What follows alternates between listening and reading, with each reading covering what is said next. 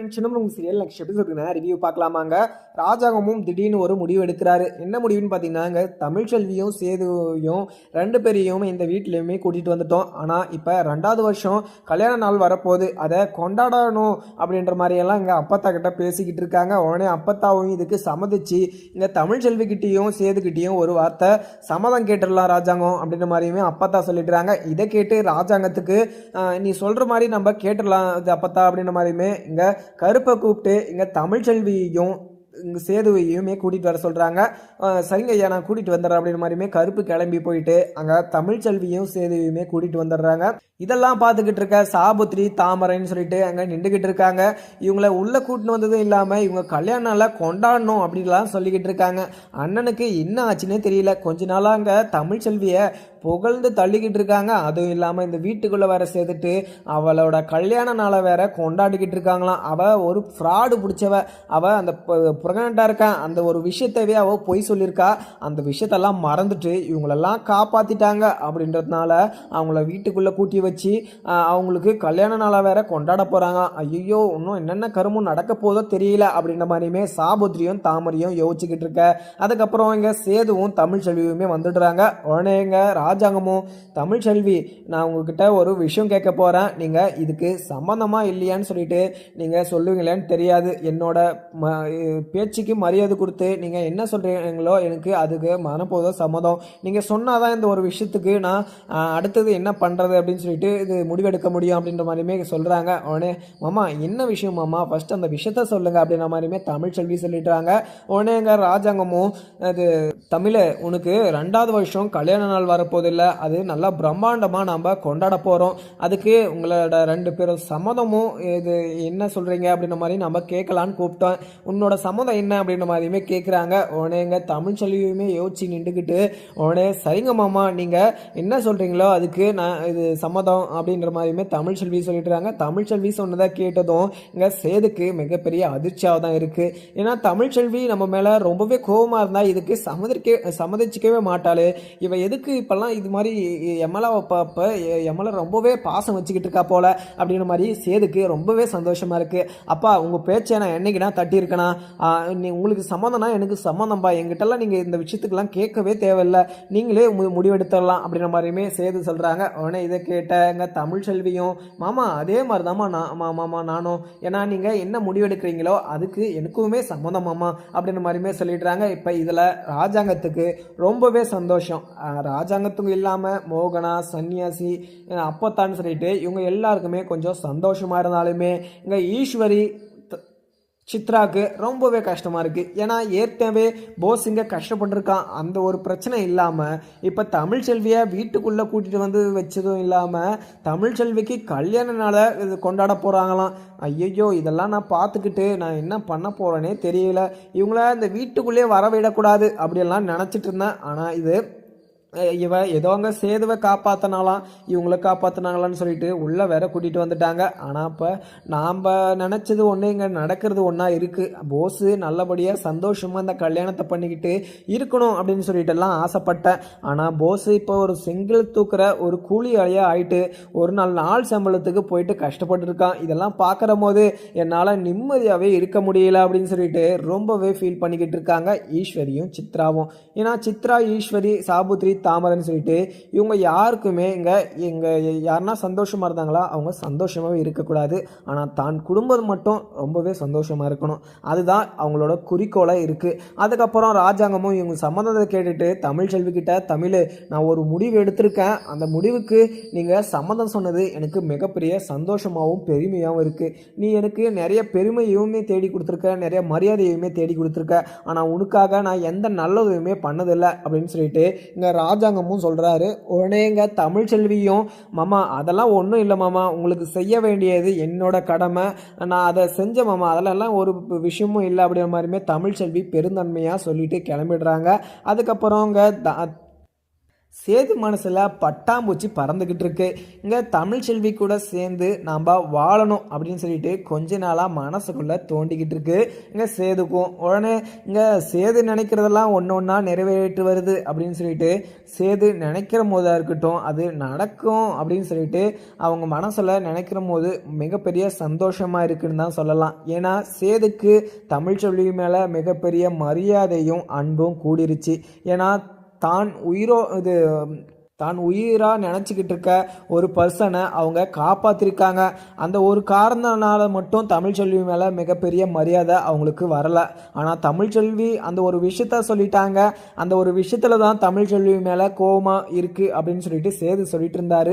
ஆனால் இன்னொரு காரணமும் இருக்குது. அங்கே தமிழ்ச்செல்வி கூட சேர்ந்து வாழணும் அப்படின்றதுனால வயிற்றில் வளர குழந்தைக்கு நான் ஒரு நல்ல அப்பனாக இருக்கணும் அப்படின்னு சொல்லிட்டு ஆசைப்பட்டு தான் அங்கே தமிழ்ச்செல்வி கூட சேர்ந்து வாழணும் அப்படின்ற முடிவை இங்க சேது எடுத்திருக்காரு. சேதுக்கு சந்தோஷமா இருந்தாலுமே சேதுவை விட இங்க அப்பத்தாக்கு மிகப்பெரிய சந்தோஷமா இருக்கு. ஏன்னா அங்க சேதையும் தமிழ்ச்செல்வியும் இந்த வீட்டுக்குள்ள கொண்டு வரணும், அவங்கள சேர்த்து வச்சு பார்க்கணும், அதை பார்த்துட்டு நான் நிம்மதியா செத்துடுவேன் அப்படின்ற மாதிரி எல்லாம் யோசிச்சுட்டு இருந்தாங்க அப்பத்தா. ஆனா அப்பத்தா எந்த விஷயமும் பண்ணாம இங்க ஒரு விஷயம் நல்ல விஷயம் நடக்க போகுது, அவங்க நினைச்ச விஷயம் நடக்க போகுது, கண்ணு முன்னாடியே நடக்க போகுது அப்படின்னு சொல்லிட்டு அப்பத்தா ரொம்பவே சந்தோஷமாகவும் அங்க மோகனா கிட்ட சொல்லி சிரிச்சு பேசிக்கிட்டு இருக்காங்க.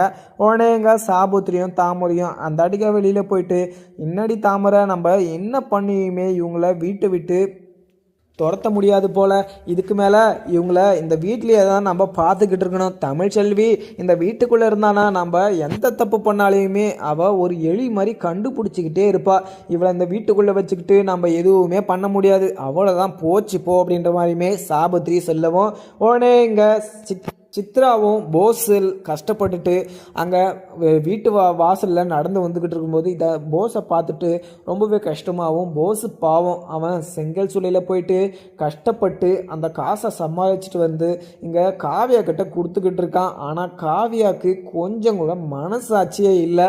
அவன் இவ்வளோ நாளாக இது மாதிரி ஒரு வேலையை செஞ்சிருக்க மாட்டான்னு சொல்லிட்டு காவியாவுக்கு கொஞ்சம் கூட புரியாதா? அதெல்லாம் புரிஞ்சுக்கிட்டு தான் அங்கே போஸுவை கஷ்டப்படுத்திக்கிட்டு இருக்கா காவியா. அதே மாதிரி இங்கே காவியாவுக்கு பக்கம் காற்று வீசிக்கிட்டு இருக்கு. அதே எங்கள் சைடு காற்று வீசிச்சுன்னா அங்கே காவியா என்ன ஆகுவான்னு தெரியாது அப்படின்ற மாதிரி இங்கே சித்ராவுமே யோசிக்கிட்டு இருக்க. அதுக்கப்புறம் கருப்புக்கு மிகப்பெரிய சந்தோஷமாக இருக்குது. தன்னுடைய தங்கச்சி சேது கூட சேர்ந்து வாழ போகிறா அப்படின்னு சொல்லிட்டு ரொம்பவே சந்தோஷமாகவும் சுற்றிக்கிட்டு இருக்காரு. ஆனால் இங்கே ராஜாங்கமும் இந்த கல்யாண விழாவில் எல்லா ஒரு கலையுமே இந்த கல்யாணத்தில் இருக்கணும், பிரம்மாண்டமாக நம்ம கொண்டாட போகிறோம் சன்னியாசி, இதுக்கு தேவையான அந்த ஏற்பாடெல்லாம் நீ பார்த்துக்கோ சன்னியாசி, இந்த பொறுப்பெல்லாம் உங்ககிட்ட தான் ஒப்படைக்க முடியும், ஏன்னா இந்த விஷயத்தெல்லாம் நீ தான் கரெக்டாக பண்ணுவ அப்படின்ற மாதிரியுமே இங்கே சன்னியாசிக்கிட்ட சொல்லிடுறாங்க. சரிங்கண்ணா இந்த விஷயத்த நான் பார்த்துக்கிறேன், நீங்கள் எதுக்குமே பார்த்தீங்கன்னா கவலைப்படாதீங்க அப்படின்ற மாதிரியுமே சன்னியாசி சொல்லிடுறாங்க. எப்போவுமே சன்னியாசி அங்கே ராஜாங்கம் சொல்கிற விஷயத்த அங்கே பர்ஃபெக்டாக முடிச்சு கொடுக்கறது தான் இங்கே ராஜாங்கத்துக்கு மிகப்பெரிய சந்தோஷமாக இருக்குது. ஆனால் இங்கே தமிழ்ச்செல்வியை இந்த வீட்டுக்குள்ளே கூப்பிட்டதே இங்கே மிகப்பெரிய அதிசயம்தான். ஆனால் இப்போ தமிழ்ச்செல்வியையும் சேதுவையும் ரெண்டு பேரையும் சேர்த்து வச்சு பார்க்கணும் அப்படின்னு சொல்லிட்டு ராஜாங்கம் முடிவெடுத்தது இங்கே மிகப்பெரிய அதிர்ச்சியாக தான் இருக்குது.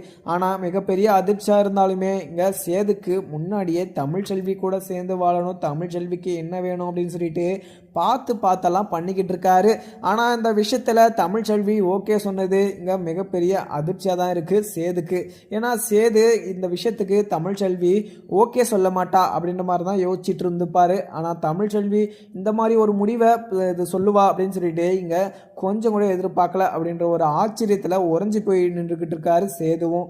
அதுக்கப்புறம் போஸும் ரொம்பவே களைப்பாகவும் வீட்டுக்கு வந்ததும் உடனே எங்கள் காவியாவும் இன்னைக்கு நல்லபடியாக நீங்கள் வேலை முடிச்சிங்களா, எங்கள் அப்பா கிட்ட நல்ல பேர் வாங்கினீங்களா, பரவாயில்ல நீங்கள் நல்லா தான் வேலை செய்கிறீங்க அப்படின்ற மாதிரி எங்கள் அப்பா சொன்னார், நீங்கள் நான் சொல்கிறதெல்லாம் கேட்குறீங்களே, இப்போ கொஞ்சம் நீங்கள் தெரிஞ்சிட்டீங்க, உங்கள் கூட சேர்ந்து வாழ்கிறதுக்கு எனக்கு கொஞ்சம் மனசு வந்திருக்கு, அதே மாதிரி நீங்கள் கண்டினியூஸாக செய்கிற போது உங்கள் மேலே எனக்கு நம்பிக்கை வந்துருச்சுன்னா உங்கள் கூட சேர்ந்து நான் சந்தோஷமாக வாழுவேன். நார்மலாக ஹஸ்பண்ட் அண்ட் ஒய்ஃப் மாதிரி நம்ம சேர்ந்து சந்தோஷமாக வாழ்கிறதுக்கு நான் முயற்சி பண்ணுறேன் அப்படின்ற மாதிரியுமே காவியா சொல்லிட்டுறாங்க. இந்த ஒரு வார்த்தையை கேட்டு இங்கே சேதுக்கு மிகப்பெரிய சந்தோஷமாக இருந்தாலுமே நாளைக்கு எவ்வளோ பெரிய வேலை இருக்கும், எவ்வளோ கஷ்டமாக இருக்கும் அப்படின்னு சொல்லிட்டு யோசிச்சுக்கிட்டே அவர் பொழப்பு ஓடிக்கிட்டு இருக்கு. ஆனால் போஸு இது மாதிரி ஒரு விஷயத்தெல்லாம் பண்ணதுக்கு அதெல்லாம் வேணும் தான் சொல்லலாம். ஏன்னா போஸு நிறைய விஷயம் கெட்ட விஷயம் பண்ணியிருக்காரு. இங்கே தமிழ்ச்செல்வி அந்த ஆபத்தான காட்டுக்குள்ளே அடிச்சதும் இல்லாமல் தமிழ்ச்செல்விக்கு என்ன ஆச்சு அப்படின்ற மாதிரி பார்க்காம அவங்க போனதும் இல்லாமல் இங்கே ராஜாங்கத்தவே கொலை பண்ணுறதுக்கு முயற்சி பண்ணியிருக்காரு. சேதுவை இந்த வீட்டில் வச்சுக்கிட்டு இருக்கிறதே தப்பு தான். ஆனால் ராஜாங்கம் யார் கொஞ்சம் அவங்க நல்லபடியாக நல்லவங்களா அப்படியே ஒரு மாதிரியாக பேசுவாங்க. அப்படி பேசினாவே ராஜாங்கம் நம்பி இந்த வீட்டுக்குள்ளே விட்டுடுறாங்க. இங்கே தமிழ்ச்செல்வியை இந்த வீட்டுக்குள்ளே கொண்டு வந்தாங்க. ஆனால் தமிழ்ச்செல்வி இவங்க குடும்பத்துக்கும் சரி அங்கே சேதுவையும் சரி எல்லாருமே நல்லா பத்திரமாகவும் காப்பாற்றின விஷயத்துல இருக்கட்டும், அவங்கள பார்த்துக்கின விதமாக இருக்கட்டும், அதை பிடிச்சி அவங்கள உள்ளே வர வச்சாங்க. ஆனால் அந்த போஸையும் அங்கே ஈஸ்வரியுமே எதுக்கு இந்த வீட்டுக்குள்ளே வர வச்சாங்கன்னே தெரியல. அந்த ஈஸ்வரி கொஞ்சம் கூட அசிங்கம் இல்லாமல் எவ்வளோதான் அங்கே வீட்டு விட்டு துரத்தி அந்த கார் பார்க்கிங்கில் தங்க வச்சாலுமே புத்தி வராமல் மறுபடியும் யாருக்கு எந்த தீங்கை செய்யலாம் அப்படின்னு சொல்லிட்டு தான் யோசிச்சுக்கிட்டு இருக்காங்க. அதுக்கப்புறம் அங்கே ராஜாங்கமும் எனக்கு கொஞ்சம் வெளியில் வேலை இருக்குது அப்படின்னு சொல்லிட்டு சன்னியாசியை கூட்டிக்கிட்டு கிளம்பிடுறாங்க. இங்கே அப்பத்தாவும் சேதுவை பார்த்து, சேது இந்த விஷயத்துக்கு நீங்களாம் சம்மதிப்பீங்களா அப்படின்னு சொல்லிட்டு எனக்கு மிகப்பெரிய வருத்தமாக இருந்துச்சு. ஆனால் நீங்கள் ரெண்டு பேரும் இதுக்கு சம்மதிச்சது எனக்கு மிகப்பெரிய சந்தோஷமாக தான் இருக்குது. அதே மாதிரி நான் சாகிறதுக்குள்ளே நீங்கள் ரெண்டு பேரும் சேர்ந்து என்னோட பேரனையோ பேத்தியோ என் கையில் பெற்று கொடுத்துட்டிங்கன்னா எனக்கு அதுவே போதும், எனக்கு மிகப்பெரிய சந்தோஷம் அப்படின்ற மாதிரியுமே அப்பத்தா சொல்கிறாங்க. உடனே சரிங்க அப்பத்தா, நீங்கள் என்னோட பேரனோ இல்லை என்னோட பையனோ பொண்ணோ நீங்கள் பார்த்துட்டு அவங்கள வளர்த்து நீங்கள் தான் அவங்களுக்கு ஸ்கூலுக்கு அமுச்சு விடணுமே அப்படின்ற மாதிரியுமே இங்கே சேது சொல்கிறாங்க. சேதுக்கிட்ட இந்த விஷயத்த நம்ம சொல்லலாமா வேணாமான்னு சொல்லிட்டு அப்பத்தாவுமே கொஞ்சம் குழம்பி நின்றுக்கிட்டு இருக்காங்க. உடனே அப்பத்தா என்ன விஷயம், நீங்கள் என்கிட்ட ஏதோ சொல்ல வரீங்கன்னு தெரியுது, ஆனால் எந்த விஷயம்னு சொல்கிறீங்க தான் எனக்கு தெரியல, எதுவுமே நீங்கள் மீண்டும் முழங்காதீங்க, அந்த விஷயத்த சொல்லுங்க அப்படின்ற மாதிரியுமே இங்கே சேது சொல்லவும் உடனே அப்பத்தாவும் நம்ம இந்த விஷயத்த சொல்லிட வேண்டியது தான். இங்கே சேதுக்கும் தமிழ்ச்செல்வி மேலே மிகப்பெரிய கொஞ்சம் மரியாதையாகவும் இருக்குது. இந்த டைம்லேயே நம்ம இந்த விஷயத்த சொல்லிடணும்.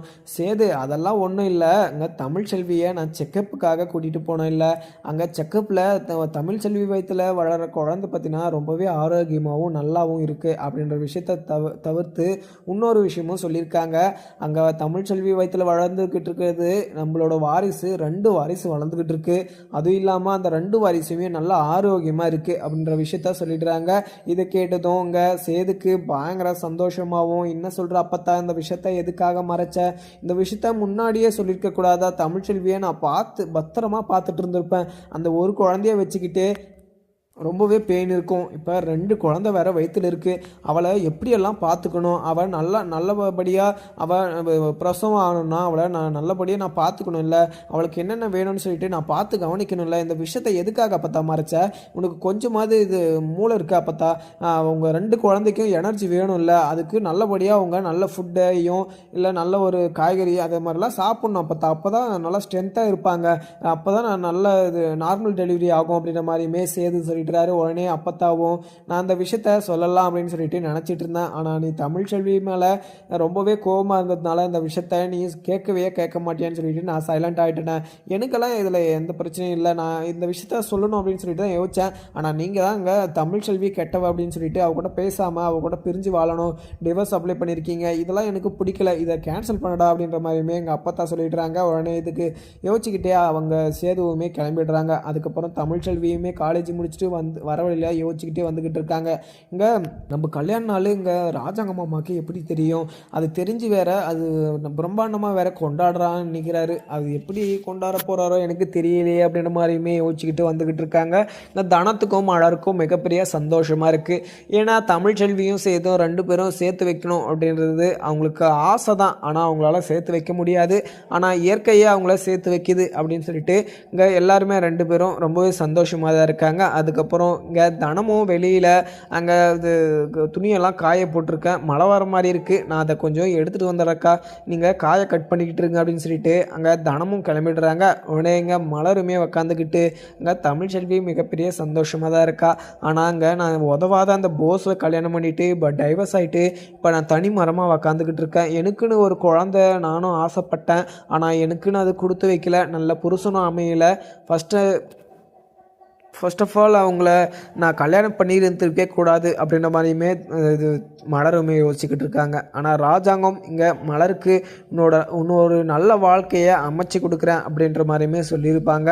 அதை கேட்டு இங்கே தனமும் இது மலரும் எனக்கு இதோட போதுங்க, இதுக்கு மேலே எனக்கு கல்யாணன்ற பேச்சே வேணாம் அப்படின்ற மாதிரி சொல்லியிருப்பாங்க. ஆனால் இங்கே மலருக்கு மனசுக்குள்ளே ஒரு ஆசை இருந்துக்கிட்டு தான் இருக்குது. ஏன்னா நான் தனக்குன்னு ஒரு குழந்தை இருக்கக்கூடாதா அப்படின்ற மாதிரியுமே அவங்க யோசிச்சுட்டு இருப்பாங்க.